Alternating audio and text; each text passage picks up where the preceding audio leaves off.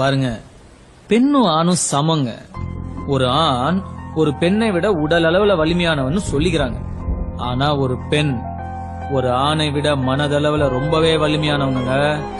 எங்க அம்மாவெல்லாம் நீங்க பாத்துருக்கணும், சும்மா டெரருங்க, டெரர். சோ தனியா ஒரு பொண்ணு நின்னு ஜெயிச்சேன் அப்படின்னு அதிசயமா சொல்லாதீங்க, கேஷுவலா கர்வமா சொல்லுங்க. எங்க அம்மா கிட்ட இருந்து தான் அந்த ஹார்ட் ஒர்க் அப்படின்றது நான் கத்துக்கிட்டேன். ரொம்ப ரொம்ப ஸ்ட்ராங் அவங்க. அந்த ரொம்ப ஸ்ட்ராங்கா ஸ்டபர்னா ஒர்க் பண்ற மென்டாலிட்டி நான் எங்க அம்மா கிட்ட இருந்து தான் கத்துக்கிட்டேன். வேணும்னு அடம் பிடிச்சு முடிவு பண்ணிட்டோம் அப்படின்னா அதுக்காக உழைக்கணும்ன்றது முதல்ல கத்துக்கிட்டது எங்க அம்மா கிட்ட இருந்து தான். நான் பார்த்ததுலேயே ரொம்ப ஸ்ட்ராங்கஸ்ட் லேடி யாரு அப்படின்னா நான் என் அம்மாவை தான் சொல்லி. எவ்வளவு தடவை தோத்தாலும் சரி, எவ்வளவு கஷ்டம் வந்தாலும் சரி, அந்த ஒரு வார்த்தையை நான் ஓட வச்சுட்டே இருக்கும். அந்த வார்த்தைக்கு சொந்தமானவங்க பட்ட கஷ்டத்துக்கு முன்னாடிலாம் என்னோடது ஒண்ணுமே இல்லை. அந்த ஒரு மந்திர வார்த்தை மா.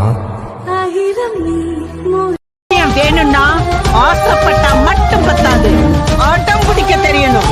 நீ பிடிக்கிற ஆடத்துலதான் அது எவ்வளவு உனக்கு பிடிக்கும் மத்தவங்களுக்கு தெரியும்.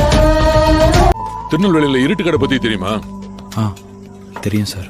ஒரு காலத்துல கோயில் எதிர்த்தாப்புல கரண்டே இல்லாம இருட்டுல ஆரம்பிச்சது. அதனாலதான் பேர் இருட்டு கடை.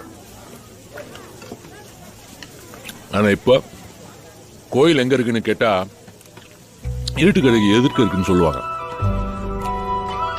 ஒருத்தன் நினைச்சா தன் திறமையால ஒரு லேண்ட்மார்க்கே மாத்த முடியும்ன்றதுக்கு அது உதாரணம்.